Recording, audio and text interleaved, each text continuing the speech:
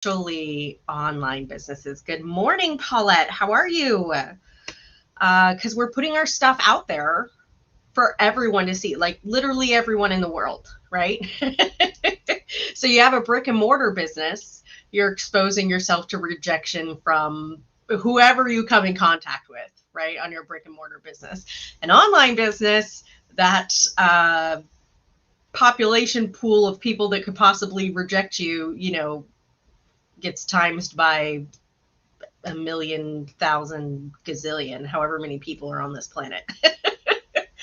So this is really important. It sucks. Rejection sucks. It hurts. It stings. I know. I know the thoughts that run through your head when you experience rejection, because I have experienced them too, right? It makes us wonder, like, if we can make it as a blogger, if we can make it as a business owner, if we're good enough in general. Hi, Amy. Good morning. I know, like, all this stuff runs through my head too. I can tell you it does get easier. It runs through my head less, and I let it take up less space now. Like, I don't let it go on as long, right? Rejection used to knock me on my ass for months at a time. But it's still there. And I think that's okay. Like, it's okay to acknowledge that it's there. We don't have to repress those feelings. We can be like, okay, right now, I'm feeling really vulnerable. I'm feeling really down on myself, and that's okay. So let's talk about how to deal with rejection, how to reframe it as a good thing, and how to not take it personally, so you can build your blogging empire, because that's what we're here to do. Can you guys see it? Blogging empire, baby. Blogging empire. I should move that down so it's like you guys can see it all the time. Sorry. I know that was like nauseating. Shouldn't mess with my camera when I'm on a live stream. All right. So James Wedmore says, ask yourself not why is this happening to me, but why is this happening for me? And this is something I have been using to get through a lot of stuff. Not just rejection. Like, this comes in handy for any inclement circumstance. If you can get yourself in the frame of mind that everything happens for you, every single thing that happens to you is actually happening for you. It is going to serve you in some way. And you get in the habit of searching for how this is serving you, instead of being like, God, why is this happening to me? How is this serving me? That will help you enormously with everything, right? If you start looking for the good every single time something seemingly bad happens, pretty soon you will just start to do it, right? Let me tell you, y'all know I'm a little woo-woo, and I do not think it was a coincidence that the morning, an hour before I logged on here to talk about rejection in your business, I got a refund request on my signature program. I do not think that's a coincidence. Initially, I will tell you, the first split second thoughts that ran through my head were, oh, they hated the course, and that means I'm a terrible course creator, and that means my content sucks, and my inner critic was right, and my imposter syndrome was right, and this all sucks, and it's just all a sham. Those were the first thoughts, 100%. I stepped back for a minute, okay? I remembered it has nothing to do with me. Rejection has nothing to do with you. Even if their reason for rejecting you is your content sucks, ouch, right? Even if that's just somebody's opinion, that means nothing about you. Jack diddly squat about you. And I thought, how is this serving me? Well, most immediately, obviously, it's going to make this live stream better, right? Because it is super fresh in my mind what it feels like to be rejected. just happened an hour ago. Start searching for the ways it's serving you. Another way that particular instance is serving me, I was just thinking about yesterday about how I hold on like energetically too tight to money, and I need to let it flow more freely away and to me. And here's the universe saying, okay, girl, you got to let go of some money now. And you're just going to do it. You're going to let it flow away, right? How is it serving me? If you start practicing this, pretty soon those neural pathways will get deeper and deeper, and you won't have to really think about it. You'll get a piece of rejection, you'll get a piece of bad news, and you'll start automatically hunting for the ways that this is actually really good for you. Okay, so here's some Paulette, I can't see what that is, but I can see it's got the dude on it, and I'm there. I'm there for the dude. Yeah, well, that's just like your opinion, man. Yeah, absolutely. 100%. I love the dude. It really ties the room together, that rug. So, okay, and then let's continue this story of the refund request I got this morning. So I get the refund request. All these horrible thoughts run through my head about what an imposter I am and all that business. I start reframing the story into this is working for me, and actually no, that refund request doesn't mean anything about me or my content. And then I logged into Kajabi to see how much of the course they had completed, and they had only watched 3/4 of the intro video, like the hey, welcome to the course video, and consumed none of the rest of the content, which I made mean, oh, phew, thank God. It doesn't have anything to do with my content. It has to do with something in their life, some sort of life circumstance. They don't have the time to complete the course or whatever. But that's also not true. What if I had logged in and they had consumed the entire course and still decided to ask for a refund? Then it would have been something different? No, that's not how it works. Regardless of whether or not the person asking for a refund had consumed the entire course, the answer would be the same. It has nothing to do with me. I definitely asked for constructive criticism. I asked for the feedback. Why? Maybe there is a reason that has to do with me that I'm not seeing, and not necessarily me personally, but maybe the way the course is presented, right? That I could use to make the course better. And I want that information. That is valuable information. Yeah, Amy says, you're lucky I had someone refund and say meaner things after watching 75% or more. Yeah, and that happens. That happens, right? And Amy makes amazing stuff. Yep. She says it's difficult when it happens, but it's part of running a business. 100%. Yeah. And we have it with the family business too. Sometimes there's various reasons, right? But sometimes there's just unreasonable expectations from customers. There's a million different reasons, and none of them have anything to do with you. Unless you're actually out there creating crap content, which nobody in here is doing. So, okay, let's talk about specific rejections you'll experience in blogging. So refund requests, we just talked about that. Those sting, right? Unsubs. This is a really common one, especially in the beginning.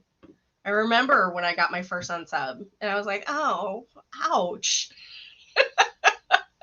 You took a look at that email that I just sat down and spent weeks agonizing over before I pressed the broadcast button, and you took a look at it and were like, meh, no thanks, I'll pass on you, unsub.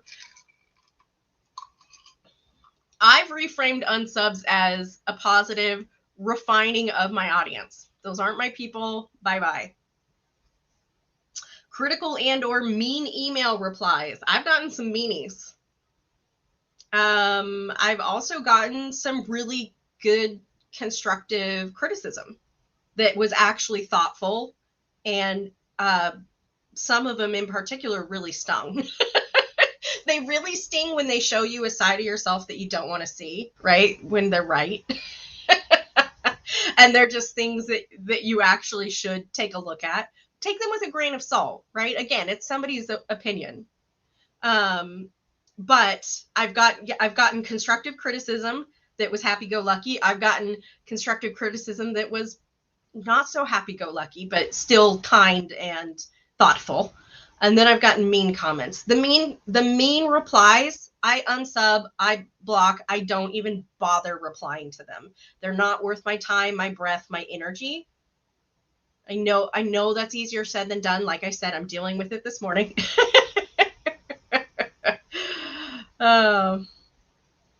Yeah, Rebecca says, I've learned to love the unsubs now. Bye-bye. Yeah, that's right. Love them. Rejoice in them. You're refining your audience. Each unsub you get is your audience niching down into people that are just right for you. People that you can help with a giant impact because you're the right teacher for them and they're the right student for you. Yep. Amy says, I feel like if you start getting mean emails, that means you've made it, though. Yeah. 100%. And they'll come about. And honestly, I mean, I don't know if this helps you guys, but whenever somebody is particularly mean to me, especially at the day job where I answer the phones and I deal with a lot of not nice, irrational people, I try to put myself in their shoes. It really helps me to come at it from a point of compassion, even when it's really hard to do that. It does help because honestly, it has nothing to do with you. That person being a big old meanie to you has nothing to do with you. They've got a million circumstances in their life that caused them to lash out at the first email they saw, or the first person that answered their phone call and told them no when they wanted to hear yes. What has to be going on in their life for them to be so angry and dripping with contempt for a total stranger, right? That's sad. Has nothing to do with you. Julie says, when you come across mean or bad people, look at them as leaving and making room for your true people. I love that. Yes, absolutely. Because they're sucking up that energy, right? They're taking that energetic space. And when you let them go, you make room for the right people. I love that, Julie. That's awesome. That's great.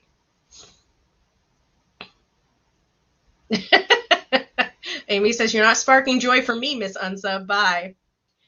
Rebecca says, someone signed up for my free training, and when they got the email for the training, they marked me as spam. That one annoyed me. Yeah, that would annoy me too. Like, you requested this. Something that I've started doing with my freebies, my opt-ins, is saying, here is the workbook you requested. Because, I mean, I'm kind of like that. Like, I'll be on the fly, like baking something, and I'll see a Facebook ad and I will click on it and I will sign up for a free thing. And then I will 100% forget I signed up for it. I don't really mark things as spam unless they're obviously spam, like the king of Nigeria wants to send me $5 million, right? But I've started adding a little blurb in my emails like, hey, you requested this. I'm not coming out of nowhere. But yeah, that's a bummer.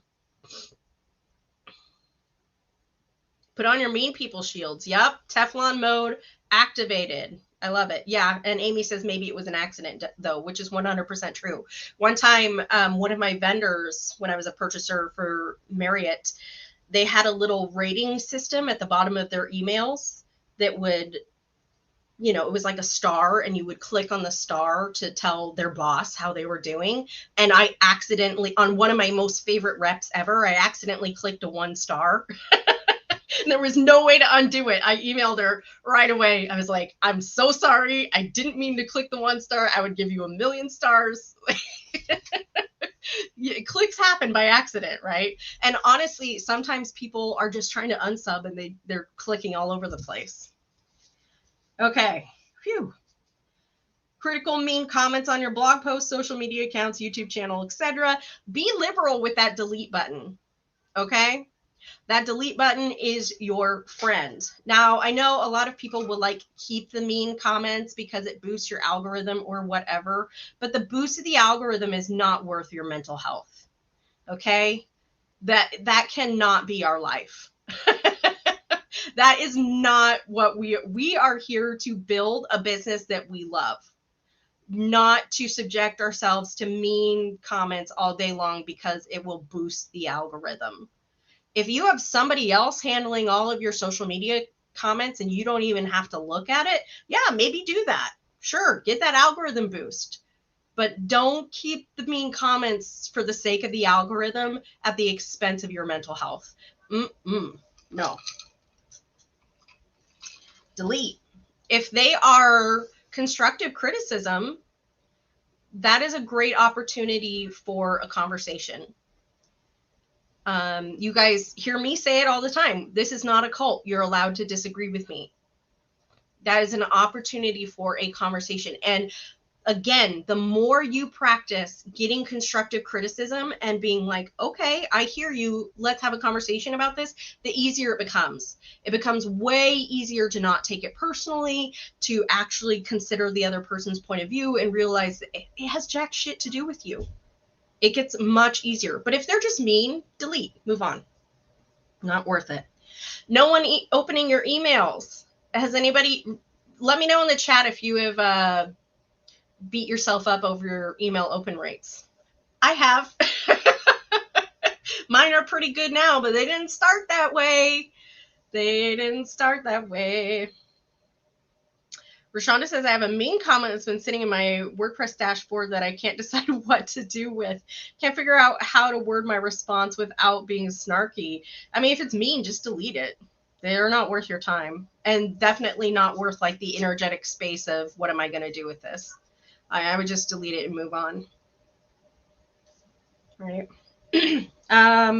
Yeah. Okay. Email open rates. That, again, it doesn't mean anything about you. It means something about a circumstance.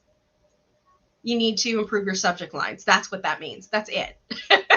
It doesn't mean you suck as a blogger. It doesn't mean you're not going to make it as an online entrepreneur. These are all things we make it mean. We assign the meaning to it. It doesn't mean any of that.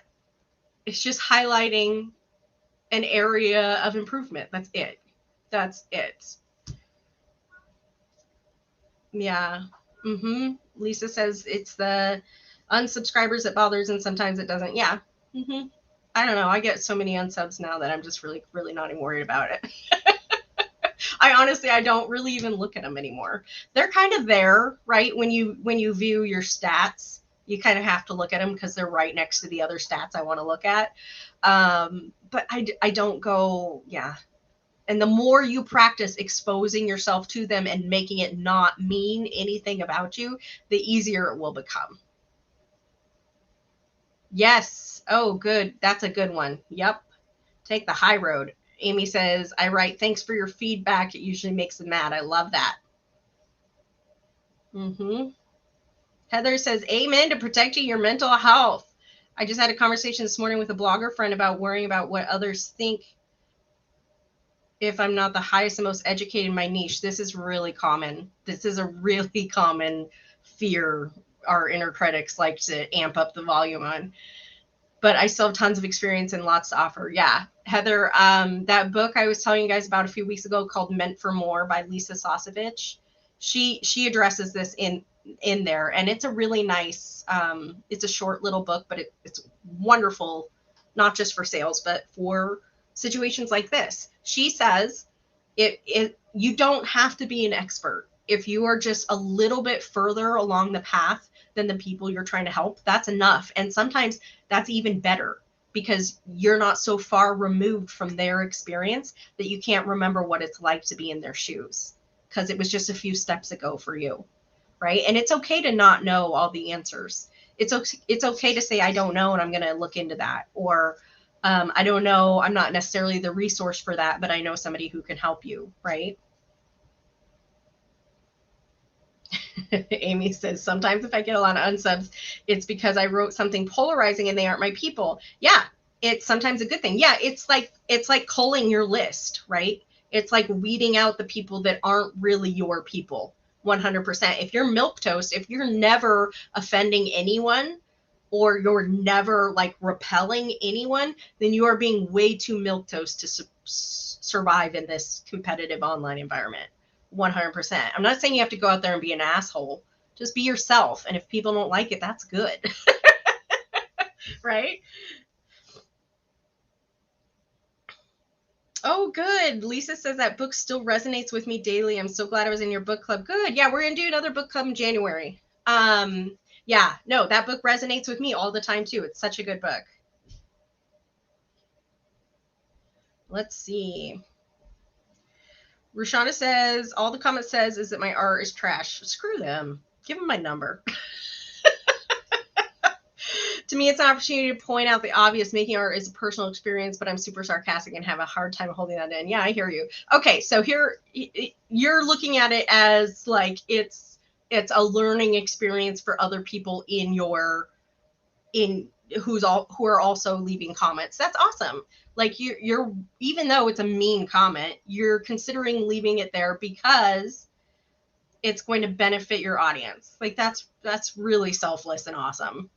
And if you can do that without hurting your mental health, that's wonderful. But yeah, you're also wondering how to do it without just decimating them. I hear you. How to do it in like a professional way.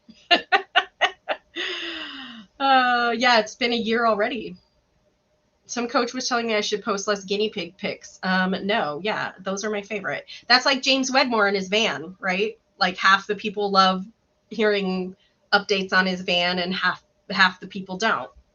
And that's okay. Whatever. They can just scroll on. They don't like your guinea pig pics. It's this easy. Watch. Look how easy that is. Whoop. Just slide your finger. Whoa. You don't have to look at the guinea pigs anymore. It's magic. Okay. Same thing with no one clicking your links in your emails, right? We make that stuff mean something about ourselves. It doesn't. It doesn't mean anything about you. It just means, like, if they're not clicking your links, then maybe you need to reframe your messaging on why they should click that link, why it's important for them to know the information that lies on the other side of that link. That's all it means. It doesn't mean jack shit about you as a entrepreneur or a person or whatever. Failed launches. Ooh, this is a hot button. Failed launches. I've had lots of failed launches. Numerous. I'd say more than 4. Yeah, I've had lots of successful launches too. That probably would never have happened if I had not had those failed launches. Launching again in Jan. Good. Great, Lisa. That's awesome. I love it. Yeah, failed launches. They sting and we make it mean a lot of stuff about us. And the thing is that the thing we make it mean is that, like, most readily is that our content sucks and nobody wants to buy our stuff, right? Like, I feel like that's where we go immediately. But more often than not, it's not that our content isn't good and the thing we're offering isn't good. It's that we didn't get the messaging right, or we didn't get the sales creative right, or something like that, right? There is some little aspect there that we need to refine, and that's the real culprit. But we make it mean all these things about ourselves. And I get it. Like I said, I was going through it this morning. It's easier said than done. When you're in the thick of it, it's really easy to let your inner critic have the microphone. Yes, I'm all about posting what you love. And I love those furry potatoes. I have 6. That's awesome. Yeah, they are like furry potatoes. Yeah, well, and honestly, that's going to help you stand out. You could be a life coach that blends in with the 1,000 million gazillion other life coaches on the internet, or you could be the life coach that has guinea pigs. That's memorable. I think it's endearing. They're adorable. But honestly, if the guinea pigs aren't for everybody, again, they just take their finger and swipe past the guinea pigs. No biggie. Who told you that? Some coach was telling me you should post less guinea. Don't listen to that coach. They're stupid. Again, that's just my opinion. Lisa says, Kelly, your sales email templates are those from Kate, the email fairy. That's how I started. I don't use templates anymore. Except for, my last launch, my marketing emails, I was using James Wedmore, but like my weekly emails, I don't use templates anymore. Templates are great to get you started, right? And get you where you need to go, to get you like in the practice. I have no problem with templates whatsoever. Yeah, Kate Doster's templates definitely got me like started writing emails, and they're wonderful. If anybody's looking at purchasing them, they're wonderful. I highly recommend them. But my weekly emails are just me now.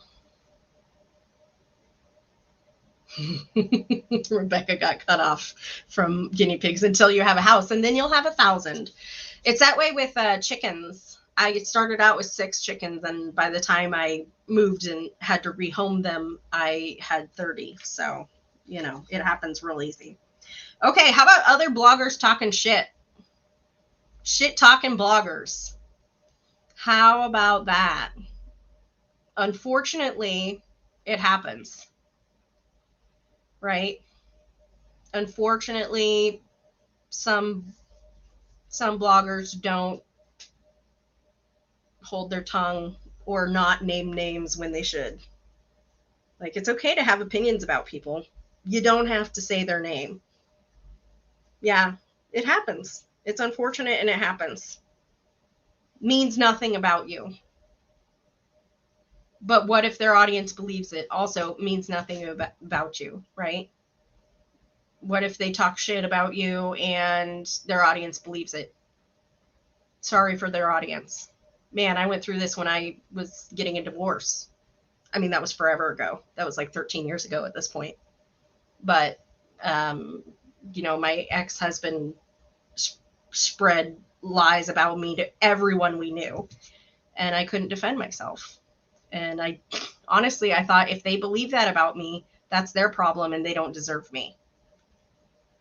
If somebody's going to believe that about you based on one person's opinion, that's their problem and they don't deserve you. They don't get access to you. You're a fucking gem, okay? You are a blogging badass. It is their privilege to be in your aura. If they are going to readily believe crap talked about you, they don't deserve you. Critical and or mean feedback about your products. Tip, do not look at your feedback forms when your inner critic has the microphone. I highly encourage you guys to seek out feedback. Oh, speaking of which, you guys have until tomorrow to win a mug. So if you own the Insanely Efficient Blog Organizer, I'm running a contest where you go fill out the feedback form and you'll get entered in a drawing to win one of 3 mugs, your choice. And I do that because I want that constructive criticism. Of course, the nice stuff is great to hear. And then if people want to leave a testimonial, you can use that for your sales pages. The nice stuff is great to hear. I'm not going to pretend like it's not awesome to read that people are enjoying something I created. But the really juicy, good nuggets, those come from the constructive criticism that's going to make your stuff better. So I am releasing updates to the organizer in December and January. So I'm actively seeking out that feedback. So while I'm in there rooting around making my updates, I can make it better. But I am not reading those feedback forms on days when my inner critic already has the microphone. That's a bad idea. Because what you will do is you'll take that constructive piece of criticism and you'll make it mean a million awful things about yourself that just aren't true. And oh, that's sweet. Thanks, Julie. She says, we all love you, Kelly. Thanks. Yeah, just don't, I highly encourage feedback forms. Don't look at them on the days when your inner critic has the microphone, and take what people say with a grain of salt. So if somebody says, like, you get to decide if that constructive piece of criticism is true or not. I've had constructive criticism in feedback forms that were wonderful, wonderful suggestions, and I couldn't wait to implement it immediately in a course. I've also had pieces that I said, I think that's them being a little nitpicky, and I'm going to go ahead and disregard that. It wasn't necessarily mean, but it was also like kind of splitting ends, and it was just their preference on something, and I've just disregarded it. Right? And there's been mean stuff too. There's been mean stuff too, and that just doesn't mean anything about you. What's the best way to use the tab in the Bangin' blog post checklist? I don't use it, but I probably need to. So she's talking about on the Insanely Efficient Blog Organizer. So I would just keep that up when you're writing a blog post, and then when you do it, check the boxes. And then when you're done with that blog post, do it for another one. Those are all things that now I just do. But I definitely had to think about them at one time, right? And use a checklist. But after a while using the checklist, the idea is you don't need to use it anymore because you just do them. You just know that you need to optimize your meta description. You just know that when you insert a picture, you need to optimize your alt descriptions, right? Those are things that will become second nature. But until that point, use your Bangin' blog post checklist and keep it up while you're writing a blog post and just check it off. At least pull it up before publish to give it a once over and make sure you've done all the things. Okay. No one's showing up to your webinar. Oh man, nobody's showing up to your webinar. I've had one person show up to a webinar, and I was okay with that. I don't know. I was like, okay, I guess we're doing a private coaching sesh. I'm cool with this. And I just went ahead with the presentation like there were 500 people there. And again, can you reframe it? Why is this happening for you? It's going to boost your confidence if you are faced with one person in the crowd when you were hoping there would be 30. And you're like, this is okay, and I'm going to show up like a badass anyway. Teflon mode activated. And not only that, but maybe that one person that showed up really needed some hands-on help. And that's why this happened. Or Facebook Lives never have anyone. Yeah. I've had Facebook Lives where there was nobody watching, especially like when I don't announce them. It's very common. And then for a while there, it was when Facebook was being super, super glitchy, right? When Facebook was like down. It was like my lives weren't getting pushed to anybody. And so it was just crickets. So I would just perform them like as if people were watching. I would just perform them as usual. There's a certain amount of delusion that goes along with being an entrepreneur, right? You hold the vision, nobody else can see it, and it doesn't exist yet, and you're constantly striving towards it every single day. There's a certain amount of delusion there, and that's okay. We got to be a little bit delusional to get up on a live stream and pretend like we're talking to 500 people when there's actually nobody watching. That's okay. Yeah, mine either, and I do them every Wednesday, but they watch them later. Yeah, 100%. And that's another reason, right? Like, do it for the people that are going to catch the replays. Well, that's a good way to look at it. My Facebook Lives rarely have anyone watching, makes them less intimidating. Yeah, that's a good way to look at it. And then the replays will be awesome. Okay. Not getting accepted to affiliate programs. Who's been rejected from an affiliate program application? This girl. Who's been kicked out of an affiliate program for not making enough sales? This girl. I got kicked out of the Amazon associate programs 3 times before I finally had enough sales for it to stick. 3 times, friend. And the first time it happened, let me tell you, I made that mean something big about myself. Oh man, I was like, well, and you know what? Okay, let's go back to our expectations here. When I first started blogging, a blogger that I still respect gave me a really bad piece of advice. Not me personally. They said it on their podcast. They said, if you are not making $1,000 a month within the first 6 months of your blog, then you shouldn't even be blogging. What? That's bullshit. I know it now. I didn't know it then. So I got kicked out of the Amazon affiliates program for the first time. And I was like, I shouldn't be blogging.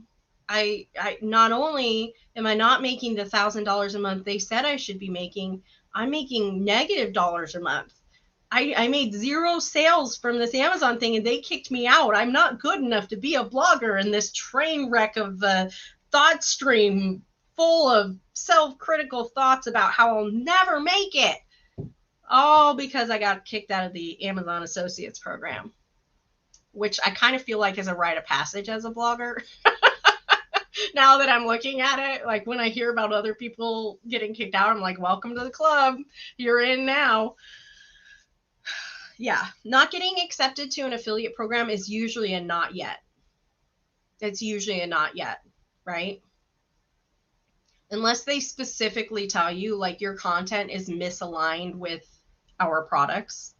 Like you're a yoga blogger and you're applying for, I don't know, Die Hard fan club. Wow, that was a really obscure reference. I don't know. You know what I mean? If they respond to you and they're like, your content, your people will never want our products. Like it's a misalignment. Unless they say that, usually it's a not yet because your numbers aren't there yet or whatever. You can always reapply. I don't know an affiliate program unless you are in their program and you violate their terms of service and get kicked out. You can always reapply. So like Amazon Associates, if you violate their terms of service and get kicked out, you're banned for life, right? You can't reapply. But if you just don't have the sales, you can reapply. Or if they don't approve you because you don't have enough followers, you can reapply later. It's nothing about you. It's nothing. Rashonda said I had a respected blogger tell me I should have more traffic than I do, so I'm clearly doing something wrong. Rashonda, there's nothing wrong with the level of traffic you have. Well, yeah, okay, so let's all take blogging advice with a grain of salt and consider who it's coming from, which is what I didn't do. And like I said, that person who said that, most of their blogging advice is spot on. I really enjoy them as a content creator, but that was a horrible piece of advice. What I did not realize is that person was a programmer who had been building websites. They knew code. They'd been building websites for years when they started their blog. And this stuff was easy for them. So that huge, huge, huge learning curve we all have that sucks up tons of time and energy that could be otherwise used to make money online, they didn't have it. Not only that, when they started their blog, this was 10 years ago in the golden age of blogging, when it was relatively insanely easy. And I would probably say the same thing I would suspect the same thing about that person who said that to you, Ro. They probably, and I don't know, like, is it really that hard to put yourself in somebody else's shoes? Like, look at the current state of the internet and be like, you know what? It might actually be different for you. You might actually have a different experience now than I did in 2010. Okay, I'm getting off topic. Oh God, talking about bad blogging advice again. That goes for sales too. A no doesn't always mean a no forever, just not right now. Yeah, I think we're about to get there actually. My mama just had 2 babies. They're 9 days old. Oh my gosh. We're talking about baby furry potatoes. I want to see them. Yep. Some people are building behind the scenes, so it seems like they've had success faster. 100%. Yeah. Okay, where are we at? Backlink requests. I have a story about this for y'all. Backlink requests. So backlink building is where you intentionally try to get other websites to link to your website. So you send a request to somebody that goes something like this. Hey, I really love your post on how to start a garden. I have a post. I noticed that you linked out to a website that has the top 25 gardening tools on Amazon. I have a post that's the top 35 gardening tools on Amazon. Would you consider checking it out? I would really love it if you'd link to it. Something like that, right? If they respond at all.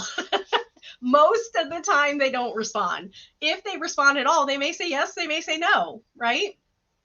If they say no or they don't respond at all, what does that mean about you? Nothing. Maybe they didn't even open it. Maybe it's lost in the 500 emails they get a day. Maybe it just blended in with the 2,000 backlink requests they get every day. Right?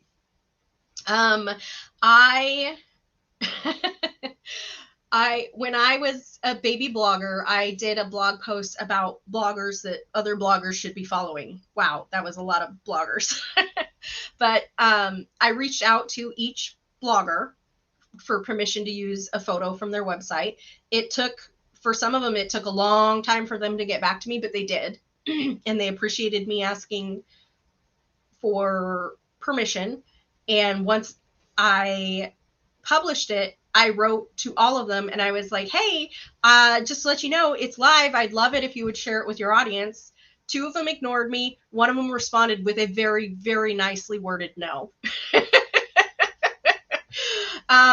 And that is just part of the game. Y'all, we got to get a certain amount of no's before we get to those yeses. It's part of the game. And I was like, oh, oh, my feelings. And at the time, yeah, I was like, oh, that means my blog post is bad, right? But I mean, I don't think that was really true. I think that, there's probably a million reasons. Oh, good. Heather says, I'm off topic. That's okay. But your advice is exactly what I needed to hear today. Meeting another GP lover is just a bonus of your life. Guinea pig lover is what she means. Do these requests always need to be reciprocal? Like you link to me, then I'll link to you in the same blog post? I've yet to get that advanced in my newbie blog. I don't think they're supposed to be reciprocal. Like if all of your links are reciprocated, that might flag to Google that there's something funny going on. Like your link swapping, right? That's a black hat SEO tactic. If they happened organically, yeah, I don't think they should all be reciprocal, right? So one way, like I said, to find backlinks is to identify, to search for the topic. How do I want to say this? Identify blog posts by high DA sites that link out to a topic you've written about, and then find their contact information and write them and be like, hey, I saw that you linked out to this site about this topic, and in a non-douchey way say, my post is better, you should link to it instead. In a non-douchey way, guys. Okay. Brand collaborations. You'll get told no, right? Anytime you're asking for something, you're probably going to get told no more than yes, especially in the beginning. But yeah, like Rebecca was saying, sales. Sales is a numbers game, y'all. 100%. You got to get those numbers up, because a lot of the times you are going to get mostly no's and some yeses. And then those yeses are what you build your business on. Then you refine and you tweak and refine and tweak and refine and tweak and refine and try to push your yes percentage up.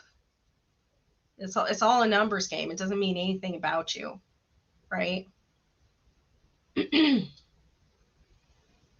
Podcast guests. Either you're applying to be on one or you're asking somebody to be on yours. Banks, loans, right? Did you know that Howard Schultz, the guy who started Starbucks, he couldn't get a bank loan when he went to start Starbucks because he told people his business plan was charge $5 a cup of coffee, and everybody told me he was freaking nuts. Can you imagine if he had been like, oh, well, I guess my idea sucks. I guess I'll go give up now. None of these banks want to give me a loan. I guess that means that I'm a bad entrepreneur, right? Can you imagine? We wouldn't have the bucks. I worked at the 4th Starbucks ever opened in Seattle. True story. And Howard Schultz lived in a mansion up the hill, and he used to come in. He came in, and he'd order a drip coffee and tip us $1 and leave. He would not announce himself as Starbucks royalty. It was very nerve-wracking. Especially, you guys know me. I could have been doing anything. I'm like this as a barista. Okay. Yeah, some people need to see you launch a few times before they become a yes. 100%. 100%. I do this all of the time. By the time I decide I want to buy a product, I'm the person going to the sales page and just looking for the buy button. I'm not reading the copy because I've already watched them launch 5,000 times and I know I want it. Yeah, Heather says fail and fail and fail again. 100%. Okay, this is the last one. Family, friends not understanding your blogging business. True story. My dad, who is one of my best friends, really, me and my dad are tight, tried to talk me out of going all in on my blogging biz. It was coming from a place of concern for him. I had a steady career as a purchaser, and he did not want to see me blow that all up and get in trouble financially and career-wise, right? He was worried. But it hurt. I cried. Because my dad is my ride or die bitch. He is like there for me. Yeah, it was coming from a place of concern, but yeah, I cried. I mean, when I got off the phone. It's really hard and we could do a whole episode just on this, but it's really hard for friends and family to understand what we do because they can't see it. It's not like when you're starting a brick and mortar business. You start a coffee shop, your family can come see it, you can taste your coffee, they understand, like, oh, this is good. Like, oh, it's cool to see you doing your thing. They don't see it. It's all, and not only that, but it's so much about holding that vision. Like, I've used this story before. When I moved in, my yard was disgusting. It had a whole bunch of tweaker shit in it. It was half blackberry bushes, rocky as all hell. It was not level. You could not mow the lawn, which was actually just like weeds and stuff. One, because there was so much like debris in it, just like weird stuff, like toys, like kids' toys, dog toys, cigarette lighters, all sorts of stuff in there. And then it was so bumpy, you couldn't even run the lawnmower over it. And I had this plan. I was going to make it into the nicest yard on the block. And I remember telling Victor about it, my boyfriend, and he's like, I don't see it. I was telling him, I was like, I'm going to put this over here. I'm going to do this. I'm going to put this over here. And he was just like, I don't see it. I was like, that's okay. I'm holding the vision. You don't have to see it. When it's our online business and we are holding the vision, we can see it so clearly in our minds. Nobody else can see it. Our families cannot see it. So to them, it looks like we are going in rapid, very time-consuming pursuit of something that doesn't actually exist, of a myth, right? And they're concerned for us, and that's okay. That's okay. They can be concerned. We're going to go on being our badass selves, right? Yeah. Paulette says, surprising, my dad was also like that. Conversely, ironically, my brother, who likes to make fun of me, super supportive. I love that. Yeah. My mom still sends me job vacancies. My dad is like, but how much money have you made? Yeah, well, and that's how they're measuring success. When your dad says that, tell him you don't measure success by how much money you've made. Yeah, so I stopped talking about it. He's trying to be supportive, but it still hurts my feelings when he points out that I'm not monetized yet. Yeah, I hear you. Well, and really, I mean, and that's their thing, right? That's because they see money as what makes them valuable, right? That's what gives them validity. And so that's what gives other things validity as well, whether or not it's bringing in money. But that doesn't make it true. I understand that also doesn't make it hurt me less. I totally get that. When I had my first like really successful launch, my dad, who I work with, right, at the family biz, the day job, one time he said something about my side hustle. And I said, Dad, this is my side hustle. The day job is my side hustle. And he was like, huh, okay. And then a month later or so, I had my first really big launch. And he was like, oh yeah, I guess this is the side hustle, right? That's what it took to prove to him. But at that point, I was over proving it to him, right? Dad, if you're watching this, I love you. Sometimes he watches my YouTube replays. Isn't that cute? Yep. My dad asked, how's business going? Great. Awesome. Amazing.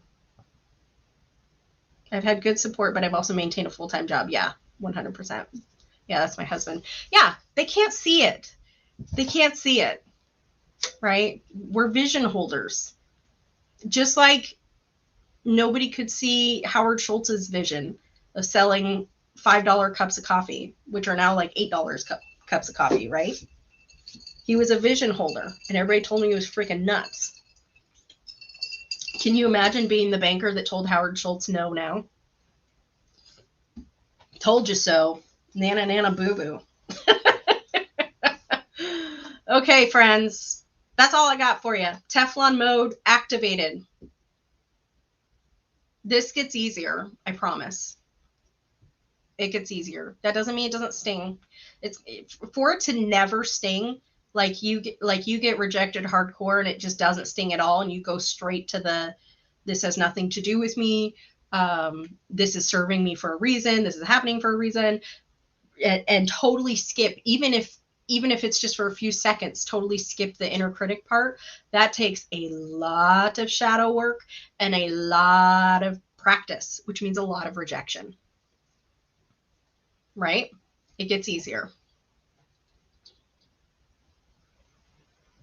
I know it comes from a place of love and concern, so it's easier to understand where he's coming from. Yeah, 100%. Yeah. My dad didn't say that to like hurt my feelings. He said it because he didn't want to see me fall flat on my face. He's trying to protect his kiddo, right? I had a huge income jump this past year, but it's only 1/3 replaced my salary. So it shows me it's working. To my mom, it shows her it's not. Oh, that is so interesting. You see, you're holding the vision. You're like, oh, I've already replaced 1/3 of my salary. And you show me the brick and mortar business that can do that as quickly as you can online. With all that overhead? No. But if people can see it, it's like it gives it worth, right? If they can see the building you're in, somehow it gives it worth. It makes it more real. Yeah. So to you, it's like, wow, I'm on my way. And to her, it's like, oh, you've only replaced 1/3 of your income? That's pretty fast. That is pretty stinking fast, man. Yeah. Okay, good. I'm glad this helped you guys. Yeah. Rejection sucks, but it's gonna be part of your entrepreneurship journey, so we might as well learn how to deal with it. It really is. It is just part of the game. Nobody gets to sit it out. Think of a blogger or an online entrepreneur that you revere, that you think is the bee's knees. Like, you guys know I love James Wedmore. So for me, like, I would think of James Wedmore. Like, he has the business I want to have. You can bet your bottom dollar he has experienced every single rejection we just went through. Refund requests, unsubs, critical mean email replies, comments, nobody opening emails, nobody clicking links, failed launches, other bloggers talking shit. You can bet your bottom dollar the person you revere and look up to and you want to have a business just like them, they have experienced all of that stuff. Yes, Susie Whitford, that's a great one. You know they've gone through all of this. It's a rite of passage. You don't get to skip it. You do not get to skip it. Mm-hmm. Yeah, that's right. Rebecca says it's another success where the struggle is more hidden. Yes. So she's talking about her quickly making that 1/3 of her income. 3 years of a failed blog. I had to do a crap ton of inner work, and then all of a sudden it all clicked. That's right. I love that you said that. Thank you. 100%. So it's not like she quit her job and started this life coaching business and she immediately made 1/3 of her income. She had a 3-year-long super painful learning experience with a failed blog and did a ton of shadow work, which I'm assuming, I don't know, but I'm assuming is painful shadow work usually is, or at least uncomfortable, right? And that prepared her for this rocket launch into higher income. I love that. Thank you for saying that. Yeah, Rashada says it took him years to make money. Yeah, James Wedmore, right? It did. Then, I mean, imagine if he had given up. Just look at your, if you guys, okay, I know we talked about this a while back, but if we could take a fraction of a percent of the audacity of these big tech CEOs, right? The audacity of them, the ego on these guys, harness a fraction of a percent of that, you will go so far. Ask yourself, when you are sitting there agonizing over whether to press send on that email that has a polarizing opinion in it because you're afraid of rejection, ask yourself, would Steve Jobs be agonizing over this? Probably not. Harness your egomaniacal side and hit that broadcast button. What would Chad do? Who's Chad? I'm confused, Paulette. Who's Chad? I want to know. Actually, I'm going to post a thread in the group. I'd like to know who everybody looks up to as an aspirational figure in online business or just in business in general. Oh, great. There's a great podcast episode of Manifestation Babe with James Wedmore. I listen to it every day when I go to the park. That's great. Yes. Oh, I love that, Rebecca. It's so much about growing self-love and worth. Then you start caring less. I love that. How to care less, love yourself more. How to care less about what people think, love yourself more. I love that. That is brilliant. This is why Rebecca's a great life coach. Chad is stand for whoever is aspirational. I love that. Yeah, Chad or Chelsea. So we have a female aspirational person in there too. Chad can also be that mediocre dude who has all the audacity. Yeah, the classic white man in America failing upwards. Yeah, we all know that, Chad. Oh, good times. Don't get me started. Okay, friends, I gotta run. I love you so much. Thank you for being here with me and being vulnerable and having this really tough conversation with me. If you need anything for me at all, tag me in the Badass Bloggers Facebook group. I am here for you. Alrighty, friends. I will see you soon. Bye.